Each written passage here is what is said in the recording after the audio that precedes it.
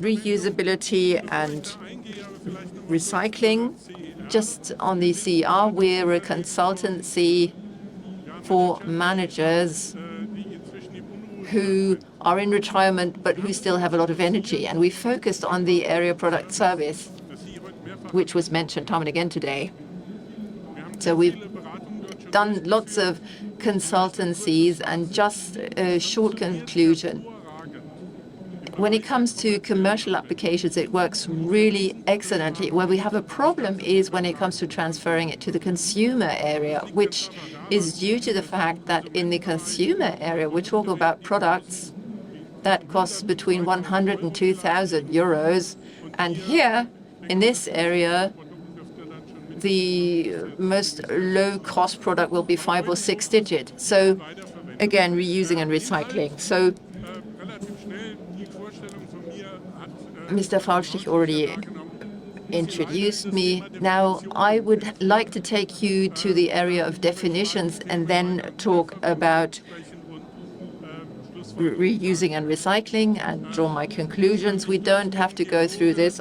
I'm a geology by background. I worked with Hewlett-Packard marketing. I saw the customer perspective in my work, which is also very important. Then going to the area of definitions. I've got a lady here using an electronic device. That's what I'm going to focus on.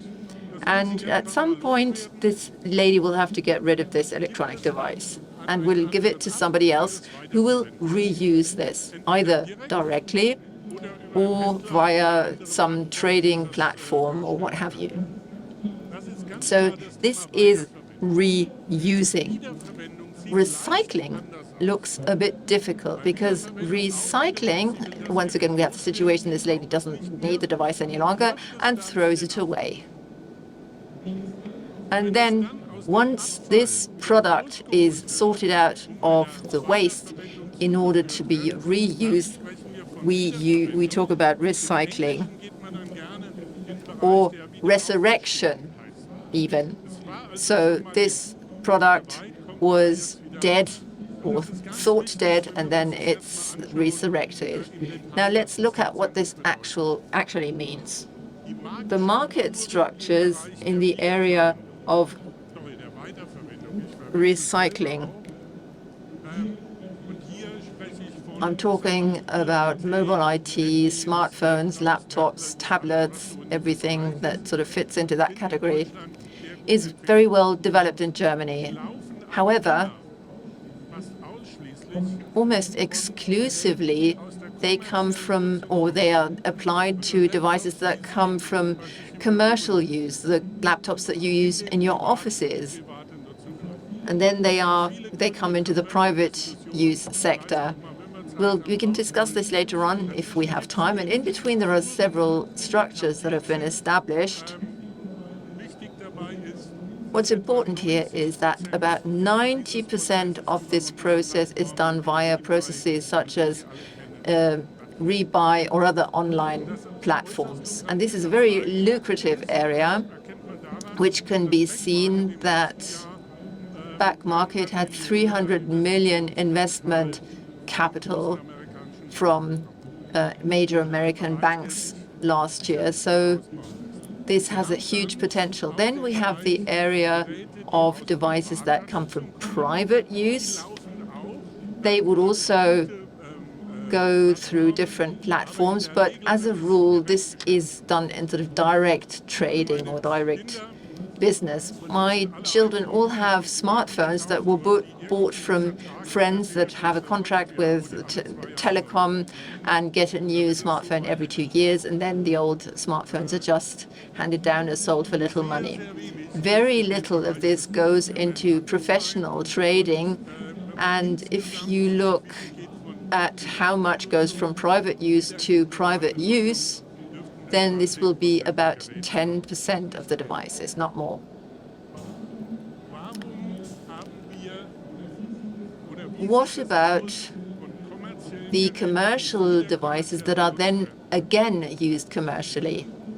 And this is where there's one major problem, which is volume. A commercial customer doesn't need 5 laptops. He will need he or she 1,000 laptops. We'll try to find 1,000 identical, used, remanufactured laptops. There are trading platforms that have contacts with company A that will be able to buy 500 notebooks to remanufacture. And somebody who has contact with company B, they've got even more notebooks. So taken together, they could provide the 1,000 remanufactured notebooks. The problem is, if these two cooperate, then we get into issues of competition law. There's also the VAT legislation. I don't want to go into that at present, though. I want to go into more detail of the profitability of recycling. And we've got a project at the Federal Research Institute, Research Ministry that supported us. We looked at used devices taken from waste. So what I did first was I contacted alternative shops all over Germany. Now, you will hardly find PCs or things like that on offer.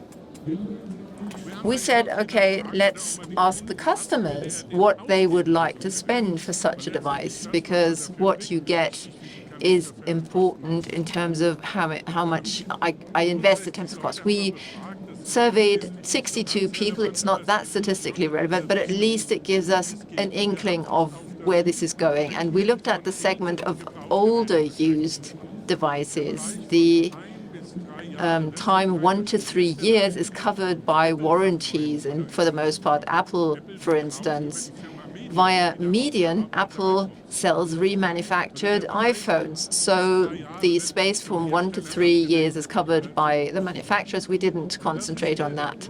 But this is the lower part of the used device. And we said to the customer, well, how much would you be prepared to pay in comparison to the price of a new device if the device was relatively good looking and not that old? And people said, well, 50%.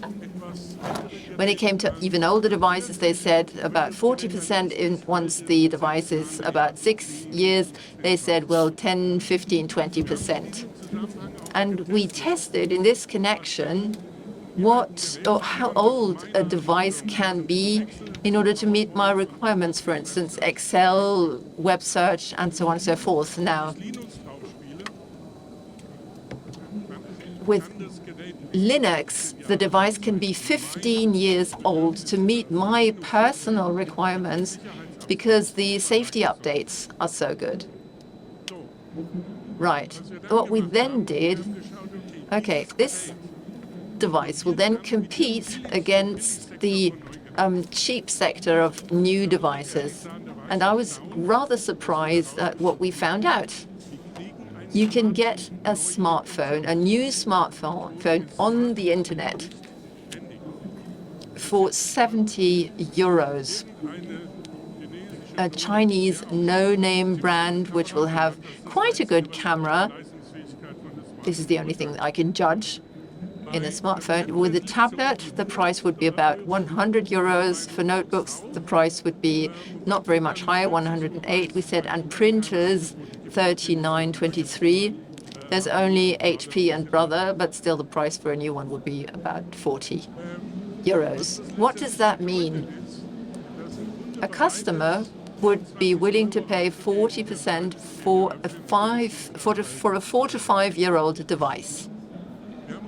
Then we looked at what it costs me to get a smartphone in a condition to be able to sell it again. And we assumed that the smartphone would be delivered to me free of charge, at the recycling depot or wherever. But the device, of course, would have to be tested.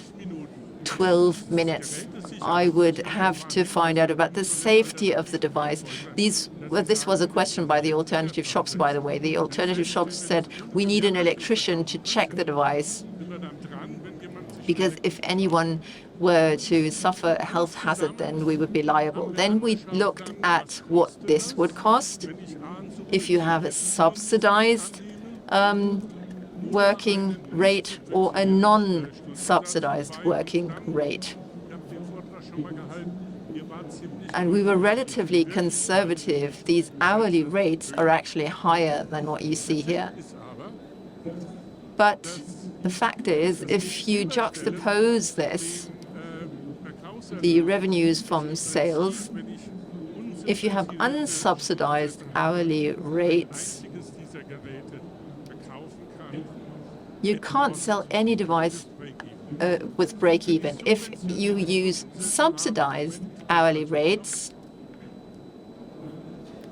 then there are certain niche markets. The problem here being, oh, by the way, these were surveys in Denmark and Australia that found that less than 2% of notebooks that are thrown away can be used at all. And 11 of the 6 to 5 that people found were younger than 5 years. So what you find in the waste is this down here, the really old devices. And then we asked people, well, we told them, well, the device that we would offer you comes from the bin, the waste bin. And then they said, oh, no, we don't want that. So summarizing all this, when it comes to recycling, there is a lot of potential to be had still regarding the commercial area, commercial to commercial and private to private use. And this is where companies are working on now, where there is no possibility whatsoever to have a profitable system of resurrection, if you want.